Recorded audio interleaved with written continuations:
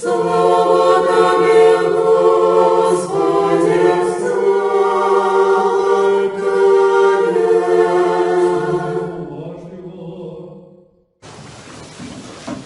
Зараз ми все-таки який час переживаємо. Філіпповський пост, хто зараз триває. Він так літургічно не надто заважний, так у Римо-католіка, то коли пост починається, там почне свідчить, у нас практично проходить, але який сенс поста любого? Там ці Філіпповські, ці великі, але сенс поста який? Чим? М'ясо не їсти. Подрихтовка, матушка підказує, матушка може сьогодні мовчати, то вона, напевно, ведає шмат, і ця слухаючи цілими днями. Подрихтовка яка? Елку подобрать, есть рецепты новые знайти, ну чи подрихтовка? Подрихтовка душі, добре, для чого? Заповідання греху спіх. Ну так, можна на гэтым поразважаць, яшчэ давайте дададзім, мало гэтага будзе. Подрихтовка душі для чого? Ну вот у Філіпповському пості ми для чого рихтуємося? До народження Христа, так? Ось у Великому пості до чого рихтуємося? До Нового. До Великодня. До Великодня. І ще які пости є? Успенський пост. До чого рихтуємося? До Успіння Богородиці, так? Значить, пости є ще Петровський пост перед Петра і Павла.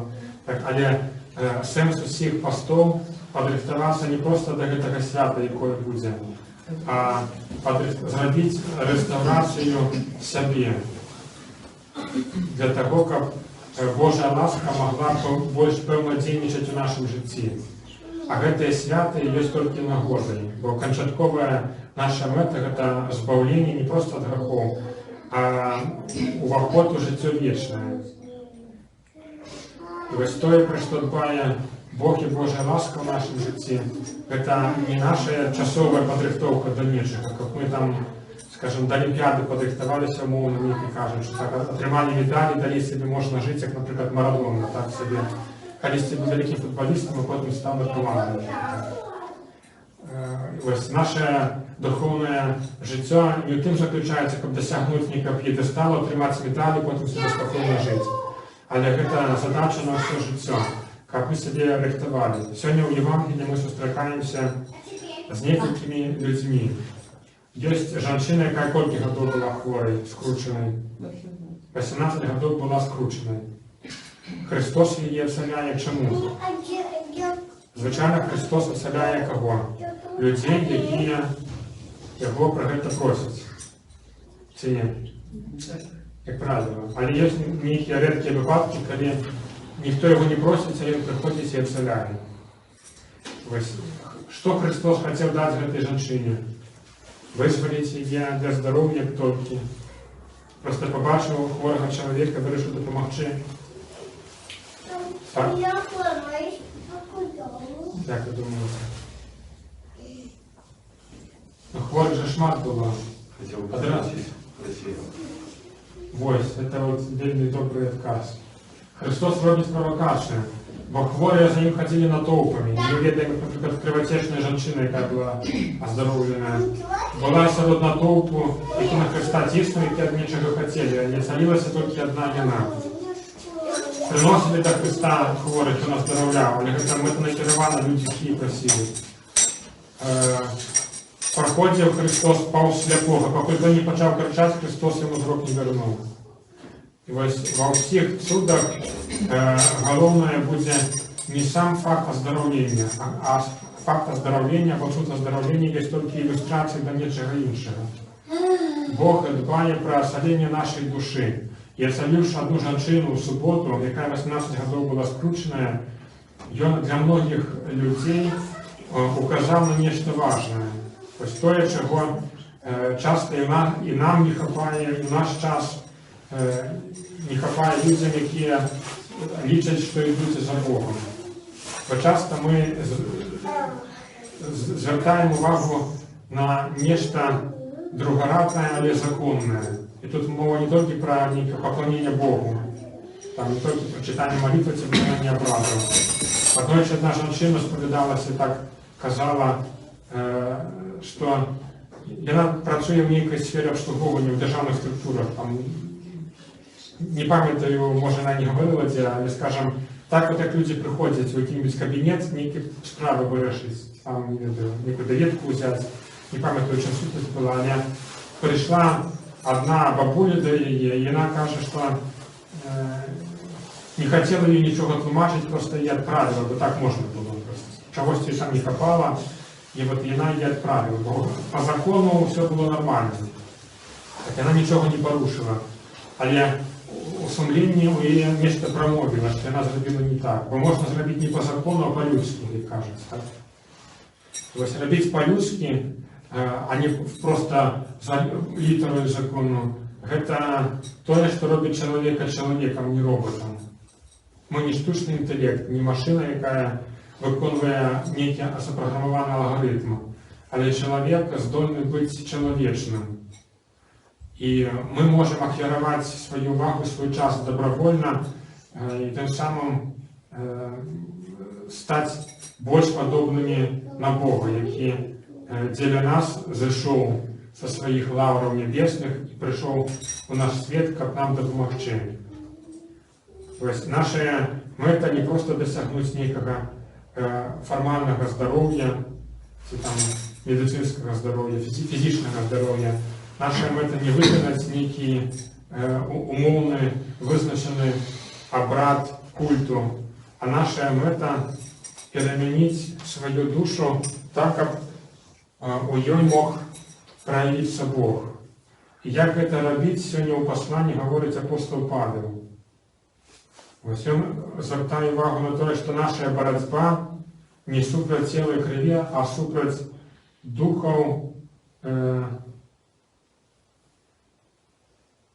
супроть начальства, супроть уладов, супроть сусідних володарів землі этого веку, супроть духов злості поднебесних. Ось можна подумати, що супроть начальства, уладов і сусідних володарів, це мова про свого начальника, державне керівництво, так, і сусідний уряд таємний, який керує світом, так? Ось на самій справі це не про ті влади, начальство і володарство, а це назви хорів ангельських. Це духи, які створені ангели, які створені Богом для керування світом. Але з усіх чинів ангельських частка відпала, і вони почали мутити воду, каламутити воду. І замість того, щоб дбати про справедливий лад у світі, ці духи каламутять у сферах свого впливу так, як було не так. І наше змагання не супроть палки, яка б'є, а супроть того, хто цією палкою махає. І чоловік робиться цією палкою тоді, коли відкриває свою волю, свою душу на зло. Ми можемо бачити, просто поглядівши в окно, так і трошки далі, що може бути, коли зло панує чоловіком. Але на самій справі ми маємо справу не со злим чоловіком, а з чоловіком, який подався злу. Як пише апостол Павло в посланні до Римлянам, що коли я роблю то, чого не хочу, то вже не я це роблю, а грех, який живе во мені. Каже, хто ж мене до цього визволить? Подяка Господу Богу. Так, визволить мене, можна сказати, подяка Господу Богу. Фактично, визволяє нас від цього Христос, той, що Він робить у синагозі у суботу. Він знищає який черговий ледяний кубик у серці тих присутніх, які осуджали його за оздоровлення і були холодними до хворої і немощної жінки. Ось наша мета – перемогти не симптоми, а вилічити корені хворобу. А хвороба, корінь хвороби у тим, що злі духи опановують нашу волю. Причому їм легше дійснити, коли ми добровольно піддаємося їм. Коли чоловік Просто падае на гэтую хвалю, гэта хваля яго нясе. І цяжка самому спыніць, і самому спыніцца немагчыма. Толькі Бог можа спыніць грэх. Але Бог таксама не можа нічога зрабіць без чалавека. Таму Бог патрабуе нашага супрацоўніцтва. Калі сам паняболены чалавек не можа дапамагчы сабе, так, бо глядзелі хто-небудзь «Игру престолов» сериал? Никто не видел? Серьезно? Жалко. Значит, я вам расскажу коротко.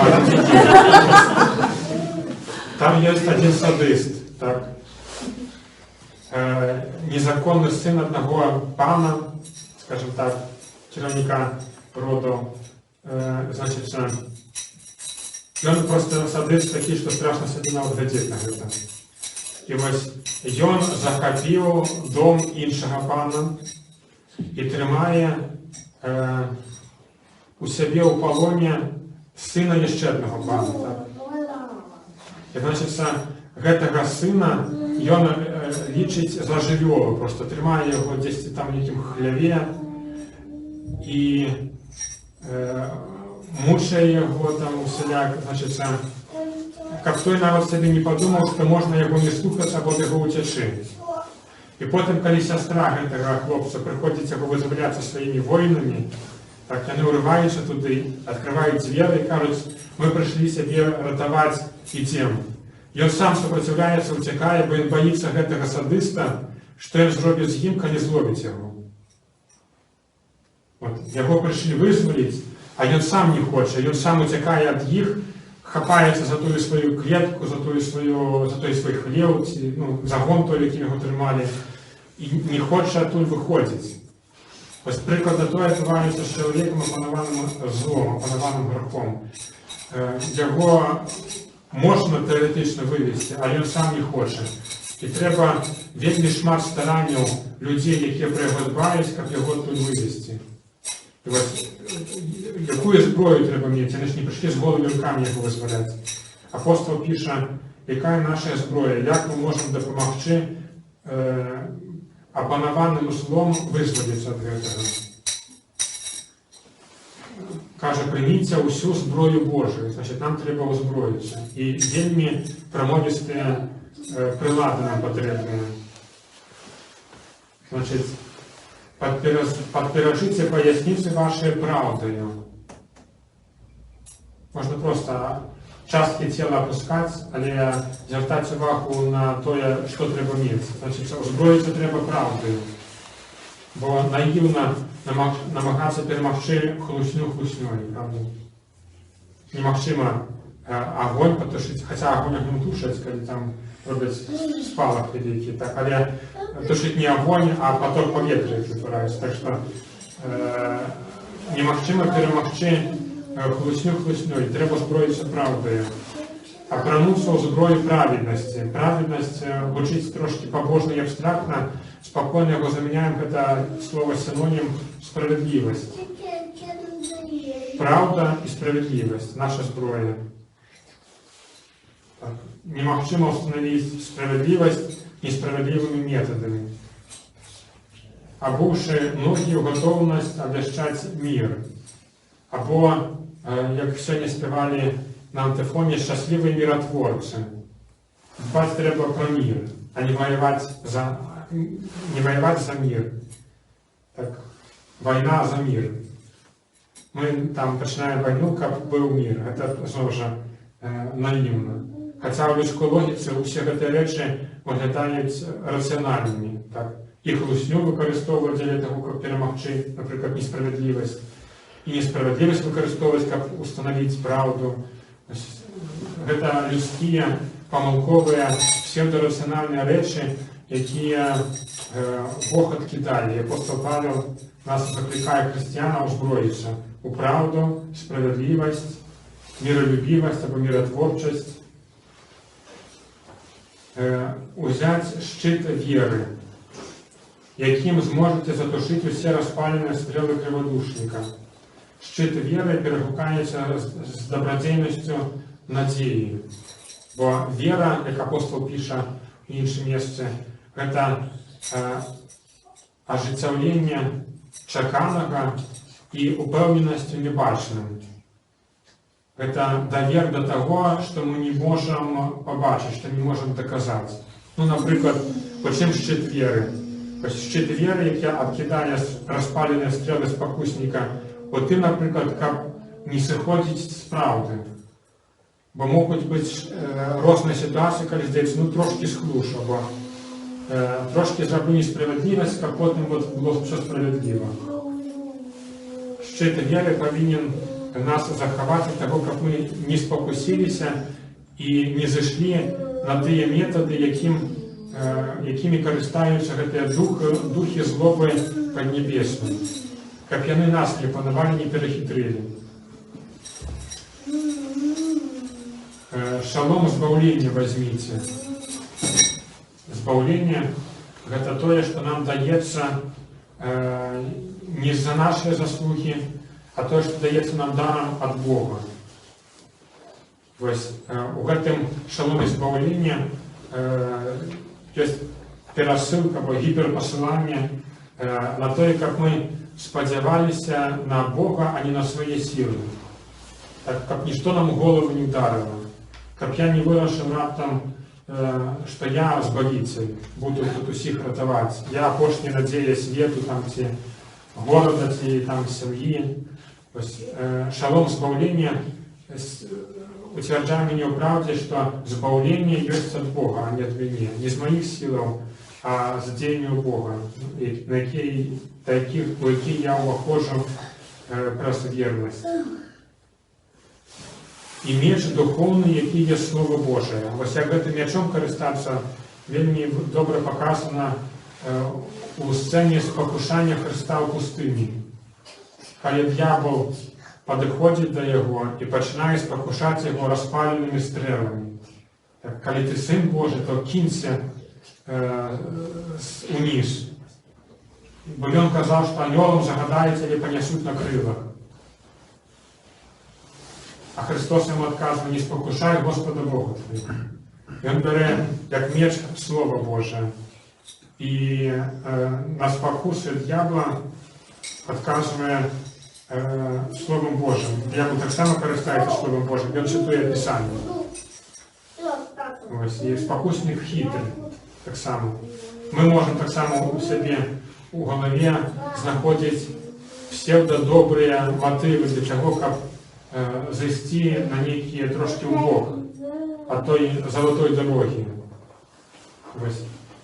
Оборониться можно мячом духовным, яким есть Слово Божие, коли это Слово Божие может у нас промовлять в голове.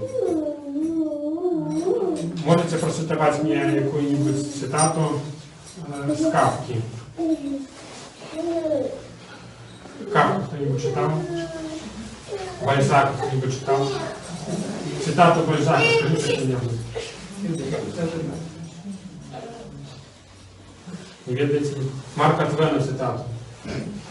Не треба кидати. Вот. Не треба кидати мокре полотенце. Не треба кидати правду или кидати мокре полотенце в пар. Есть цитата. То есть мы можем процитовать то, что мы читали и что у нас осталось в голове. Так само меч духовный, який є Слово Боже, може нам допомогти, коли у нас гэтая зброя есть. Коли її у нас нема, то як вона нам допоможе? Выйдешь ты с разбойником, встретишь разбойника на дороге, так? А у тебе там ножны висят на поясе. І він тебе підходить і каже: давай гроші. А ти кажеш: я зараз як достану меч, а меча нема. Ти що зробиш? Віддаси гроші, бо меча нема. Ось. І так само, коли у нас не буде меча духовного, який є Слово Боже, то ми і не зможемо їм скористатися. Фактично можна сказати нам, що всі ці речі, правда, справедливість, миротворчість, вони групуються ось на цьому мечі, вони їм здобуваються. Бо що є правда? Питав Пілат у Христа. Що є правда? А зараз у епоху постмодернізму принцип життя, що у кожного своя правда. Так, це правда, що у кожного своя правда. Гэта правда ці не? Точно. Вот, гэта неправда, бо нават проста лагічна сутарэчнасць узнікае, што калі мы скажам, у кожнага свая правда, то паводле гэтай правды у кагосьці можа быць наадварот, і тады вынікае сутарэчнасць. Шчыт веры дапамагае нам уцвярдзіцца у перакананні, што ёсць адзіная правда, самая сапраўдная правда ад Бога. І вось гэтая правда нам адкрываецца праз Слова Божае, якое ёсць нешта поўнае. Вось калі мы гэтай зброімся і будзем ёй карыстацца, то мы падрыхтуем сябе, сваё жыццё, сваю душу да таго, каб Божае збаўленне магло нас дасягнуць. І прысутныя ў сінагозе зрабілі крок наперад у гэтым. Бо чыталі, чулі ў Евангеліі, што яны засароміліся. А калі чалавек засароміўся, значыць нічого так дрэнна яшчэ. Горш было б, калі не засароміліся, але у іншым месцы запалалі гневам і павялі яго на схіл гары, каб скінуць яго з гары. А гэтыя людзі засароміліся, значыць, Божая ласка докранулася, дайшла до мэты. Земля упала і прырасла. Вось няхай Божая земля падае на нашу глебу і прырастае. Амінь. Аллилуйя.